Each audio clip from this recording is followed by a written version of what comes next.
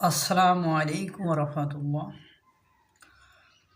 ৭১-এর মুক্তিযোদ্ধাকে শহীদ বুদ্ধিজীবী কবরস্থানে ২৪-এর গণঅভ্যুত্থানের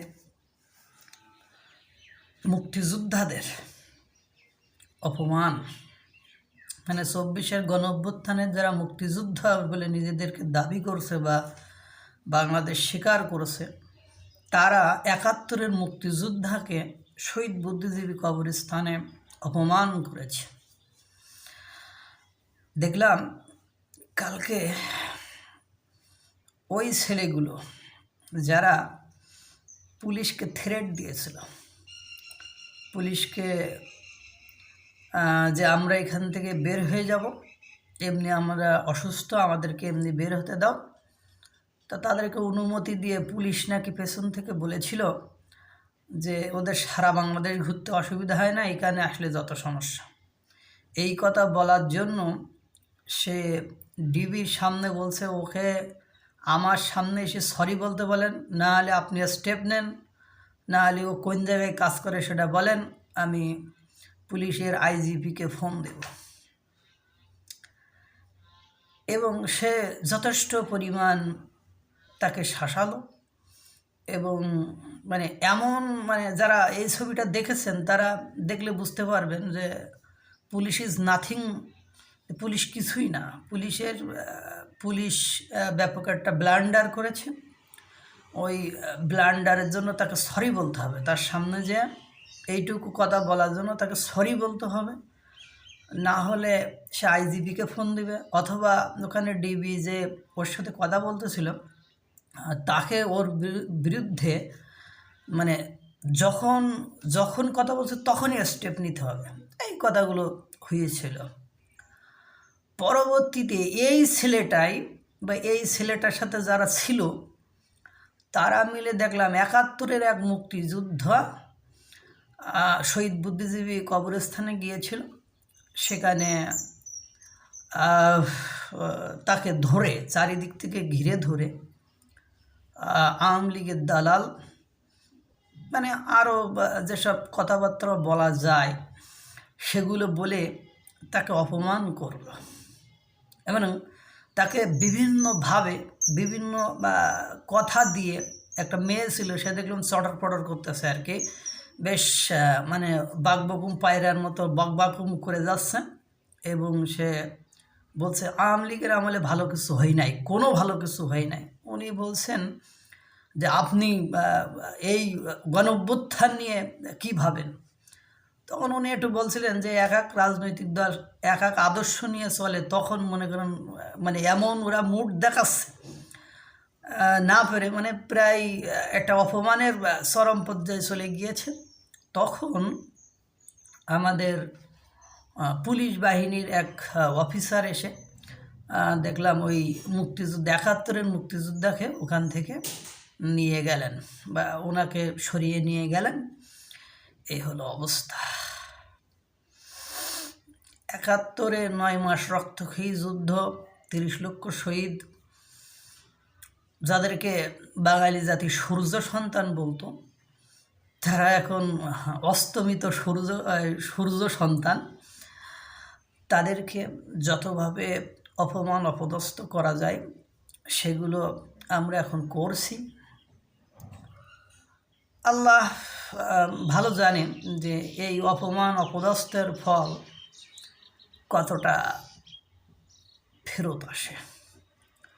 আমি নতুন যারা নিজেদেরকে বিপ্লবী গণঅভ্যুত্থান বা মুক্তিযোদ্ধা বলছেন তাদেরকে বলবো, এই দিন নয়, আরও দিন আছে।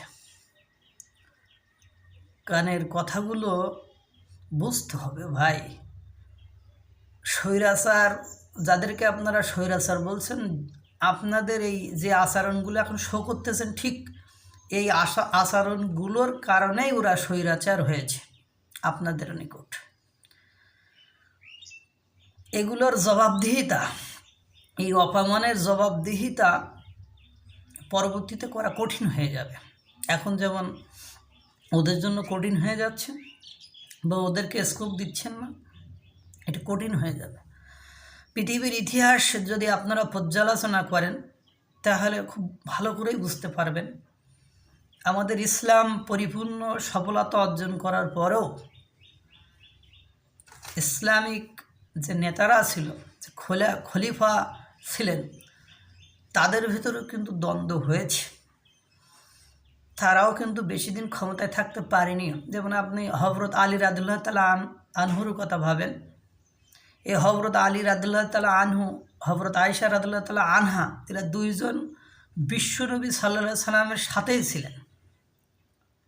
সর্বকনিষ্ঠ ইসলাম গ্রহণকারী আল্লাহ বিশ্বনবী সাল্লাল্লাহু আলাইহি সাল্লাম নবুয়ত প্রাপ্তির পরে সর্বকনিষ্ঠ মানে যে ইসলাম গ্রহণকারী সে হলো কে? আলী রাদিয়াল্লাহু তাআলা আনহু। তিনি 10 বছর বয়সে ইসলাম গ্রহণ করেছিলেন এবং বিশ্বনবী সাল্লাল্লাহু আলাইহি সাল্লামের সাথেই ছিলেন। এবং আয়েশা রাদিয়াল্লাহু তাআলা আনহুর 6 বছর বয়সে বিশ্বনবী সাল্লাল্লাহু আলাইহি সাল্লামের সাথে বিয়ে হয়েছেন এবং 9 বছর থেকে ঘর করেছেন। এবং সবচেয়ে বেশি হাদিস জানেন তিনি, মানে মহিলাদের মধ্যে পণ্ডিত ব্যক্তিত্বের মধ্যে উনি অন্যতম। এবং যে সকল হাদিস বিবৃত হয়েছে অধিকাংশই ওনার মুখ দ্বারাই বিবৃত হয়েছে বা নিঃসৃত হয়েছে। সেই আলী রাদিয়াল্লাহু তাআলা আনহু ইসলামের সকল মর্মকথা মর্মবাণী সেগুলো জানতেন, বিশ্বনবী সাল্লাল্লাহু আলাইহি সাল্লামের কাছ থেকে শিখেছেন। আয়েশাও রাদিয়াল্লাহু তাআলা আনহা বিশ্বনবী সাল্লাল্লাহু আলাইহি সাল্লামের কাছ থেকে শিখেছেন। কিন্তু দেখছেন সেই দুজন, একজন জামাতা আর একজন শাশুড়ি, এই জামাতা আর শাশুড়ি দুই পক্ষের চলে গিয়েছিল এবং তাদের মধ্যে একটা যুদ্ধও সংগঠিত হয়েছিল। তা যারা ইসলাম বোঝেন, যারা ইসলাম মানেন, তাদেরকেও বলবো কোনো কিছুই কিন্তু এত সহজ নয়। আপনি ক্ষমতা পেয়েছেন বলে আপনি ক্ষমতার অপব্যবহার করবেন, আপনাকে পরে ভুগতে হবে, আমাদেরকে পরে ভুগতে হবে। মানে বাশার আল আসাদের কথা ভাবেন। ইরান পারমাণবিক শক্তিধর একটা রাষ্ট্র এবং ইরান বাশার আল আসাদকে দীর্ঘ 24 বছর টিকিয়ে রেখেছিলেন। এবং ইরান যে নিঃসন্দেহে, ইরান আবার ওদিকে আপনার ফিলিস্তিনিদের পক্ষ হয়ে ইসরায়েলিদের বিপক্ষে যুদ্ধ করছিলেন। সেই বাশার আল আসাদের দেশে ইরান কিন্তু ঘাঁটি গেড়েছিল বা সেখানে প্রচুর অর্থ আপনার ইনভেস্ট করেছে। সেই বাশার আল আসাদকেও কিন্তু ইরান টিকিয়ে রাখতে পারে নাই। এই জন্য অনেক কিছু ভাবার আছে, অনেক কিছু বোঝার আছে। আমরা মুখে যেটা বলি বাস্তবতায় সেটা কিন্তু কখনো অ্যাপ্লাই করি না, প্রয়োগ করি না। এই জন্য আমাদেরকে পরবর্তীতে চরম ভোগান্তিতে ভুগতে হয়। যদিও আমরা বলি ক্ষমা পরম ধর্ম, সেটা যে কোনো ধর্মের, ইসলাম ধর্মে তো ক্ষমা অসাধারণ, ক্ষমার উপরে কোনো মানে পুণ্যকর্ম নাই। এবং অন্যান্য ধর্মের ক্ষেত্রেও ক্ষমাকে খুব গুরুত্বের সাথে দেখায়। কিন্তু দুর্ভাগ্য হলো সত্য যে আমাদের এই ক্ষমার সাথে কখনো সম্পর্ক থাকে না। আমরা সকলেই ক্ষমার বাইরে যে আচরণ করতে পছন্দ করি, ভালোবাসি। ক্ষমতা পাইলে আমরা তখন ক্ষমতার ক্ষমা দ্বারা গঠিত শব্দটিকে আমরা সবার আগে ভুলে যাই। তখন প্রতিশোধপরায়ণ হয়, তখন মানুষকে নিপীড়িত, নির্যাতিত, নিগৃহীত করার মধ্য দিয়েই আমরা আমাদের ক্ষমতার পরিপূর্ণতা অনুভব করি।